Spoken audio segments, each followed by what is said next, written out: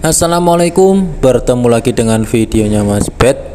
Pagi ini kita akan membahas tentang ban, yaitu ban kanisiran, ban yang bahannya sangat tidak layak teman-teman.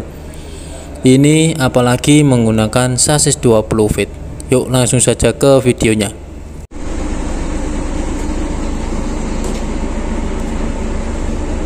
Ini adalah salah satu kondisi di mana repotnya ketika membawa buntut atau sasis atau ekor atau gandengan dengan panjang 20 feet atau yang pendek.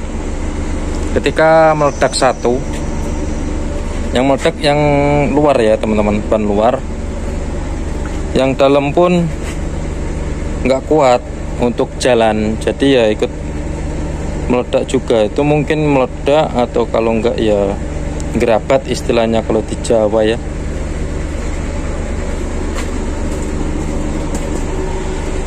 Tuh, itu juga meledak teman-teman. Dalam kondisi seperti ini adalah bahan kanisir yang jelek. Sudah terlihat karena di batiknya, batik ban masih sangat bagus, bahkan masih tebel banget.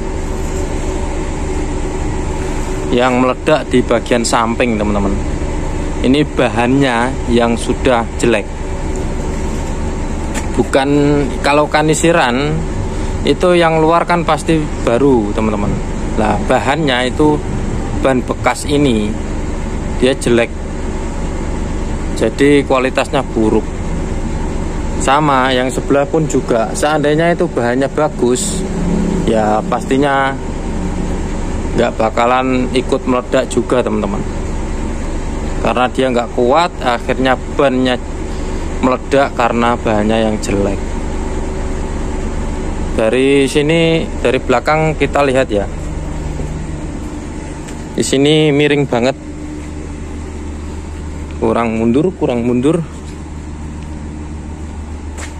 Nah dari posisi ini sudah terlihat ini buntut atau sasisnya 20 feet ini miring karena topangannya hanya satu bendel axle yang paling belakang. Resiko ya teman-teman kalau yang sini ikut meledak juga ya pastinya miring, amblek kalau Jawa, guling teman-teman ya, numplek. Jadi untuk driver-driver atau perusahaan pengurus, carilah bahan kanisiran yang bagus. Ini batikannya masih bagus banget, bahkan di bagian kanisirnya ini nggak kenapa-napa teman-teman, tuh masih kuat tuh. Ini kanisir kasar tapi masih kuat. Ini meledak di bagian bahannya sih, bagian ban. Parah, ini nggak bisa dipakai lagi ya, pastinya ya nggak bisa dipakai ya. Tuh padahal batikannya, ban tapak luarnya ini masih sangat bagus, bahannya yang jelek.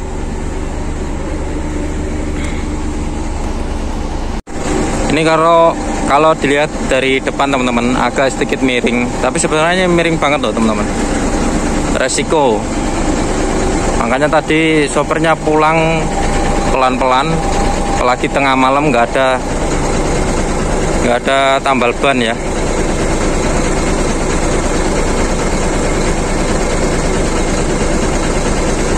Terpaksa dibawa pulang ke plant. Posisi meledaknya juga nggak jauh, deket. Untuk pagi ini saya mau memarkirkan buntut atau ekor atau sasis yang 40 feet dari muatan jumbo. Muatan jumbo yang tinggi teman-teman, bukan yang pendek ya. Maksudnya yang bukan yang rendah, ketinggiannya bukan yang rendah tapi yang agak tinggian dikit. Itu versi jumbo. Kalau yang 20 feet lebih tinggi lagi ke atas.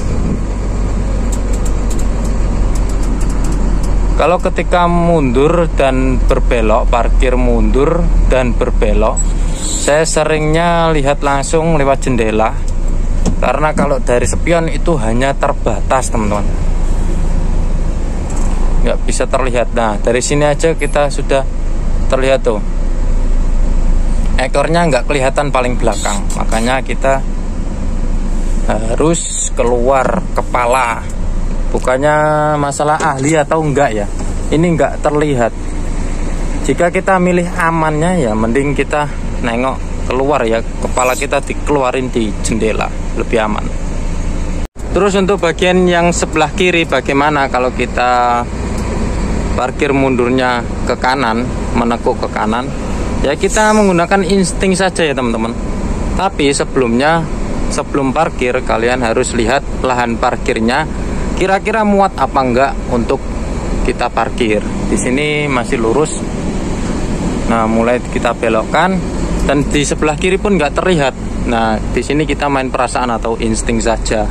Tapi tetap juga waspada, dilihat dari spion juga. Dan kalau jangkauan mata kita dari buntut yang paling belakang, ekor yang paling belakang sendiri terlihat dari spion, jangkauan penglihatan kita sudah bisa kita lihat. Kita melihatnya dari spion kanan atau spion kiri. Dan untuk kemepetan bagian belakang bagaimana? Kita juga menggunakan perasaan juga teman-teman. Karena di sini tidak ada yang namanya kamera parkir atau kamera mundur. Bagian dashboard tidak ada layar apapun. Makanya banyak sekali para sopir itu membutuhkan kernet untuk sebagai jaga-jaga ketika tanjakan atau ketika parkir seperti ini. Dan kenapa saya tidak ada teman untuk memarkirkan ke belakang? Karena di belakang sudah ada pembatas. Ketika sudah menyentuh di belakang pasti akan terasa. Dan pastinya sesuai garis ya teman-teman. Itu ada garis kuning di sebelah kanan, di sebelah kiri pun juga ada.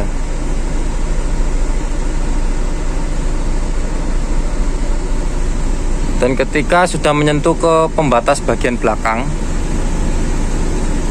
yang berwarna merah, yang berwarna kuning hitam, ketika mundur kita pelan-pelan saja, akan terasa mengganjal di belakang. Nah, patokannya itu. Gitu ya teman-teman. Terima kasih. Sampai ketemu di video saya berikutnya. Wassalamualaikum warahmatullahi wabarakatuh.